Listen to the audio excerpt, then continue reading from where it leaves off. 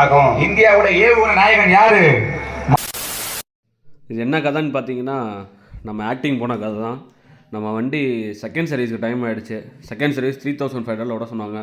சரின்னு சொல்லிட்டு காலைல நேராக சுசுகி ஷோரூமில் போய் வண்டியை நிப்பாட்டிட்டு நம்ம ஃப்ரெண்டுக்கிட்ட சாவியை கொடுத்துட்டு வண்டியை கொடுத்துறான்னு சொல்லிட்டு நம்ம கார் எடுக்க கிளம்பியாச்சு. இன்றைக்கி என்ன கார் ஓட்டணும்னு பார்த்தீங்கன்னா ஈக்கோ தான். ஸ்டேரிங் சரியான டைட்டு ஓட்டு லாரி மாதிரி வறுக்குன்னு இழுக்க வேண்டியதாக இருந்துச்சு. நீ எங்கே போகணுன்னு பார்த்தீங்கன்னா, நம்ம திருச்சிலேருந்து கிளம்பி தேவக்கோட்டை தான் போகிற வழியில் அப்படியே 2 கோயிலை பார்த்துட்டு அப்படியே கிளம்புனோம்.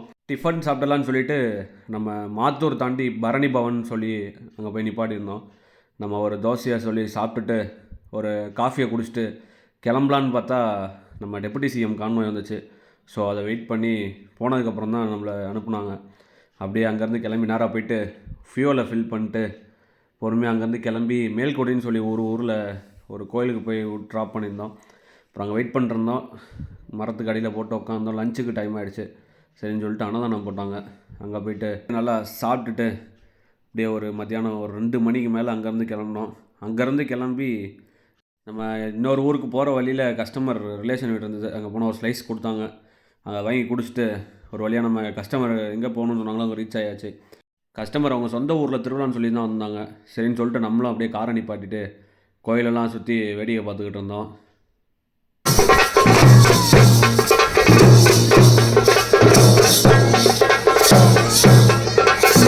இந்த ஸ்வீட்டு பார்த்தீங்கன்னா இந்த சைடில் நிறைய இடத்துல கிடைக்குது. இது என்ன ஸ்வீட்டுன்னு தெரிஞ்சால் கமெண்ட்டில் சொல்லுங்கள். அப்புறம் அந்த சின்ன பிள்ளைங்க விளையாடுறதெல்லாம் வேடிக்கை பார்த்துட்டு இருந்தோம். அங்கே ஒரு தார் ராக்ஸ் வந்தது. இந்த பம்பர் பாருங்கள், ஃபுல்லாக ஸ்டீலில் போட்டிருக்காங்க. இந்த பம்பர் சூப்பராக இருந்துச்சு. அப்புறம் அதெல்லாம் வேடிக்கை பார்த்துட்டு நைட்டு கிளைண்ட்டுக்கிட்ட போய் சாப்பிட்டுட்டு நைட்டு நாடகம் போட்டாங்க. அதெல்லாம் கொஞ்சம் நேரம் நின்று வேடிக்கை பார்த்துட்டு இருந்தோம். அதில் கொஞ்சம் கிளிப்ஸ் அட்டாச் பண்ணியிருக்கேன். வீடியோ ஃபுல்லாக பாருங்கள். நன்றி, வணக்கம். இன்னைக்காவது இந்தியா கண்டிப்பா வல்லரசாக ஆகும். இந்தியாவோட ஏவுகணை நாயகன் யாரு? மறைந்த மாமேதை அருமை ஐயா. உண்மையாலுமே நாட்டுக்காக குழந்தைகளுக்காக தன்னோட வாழ்க்கையை அர்ப்பணிச்சவர்.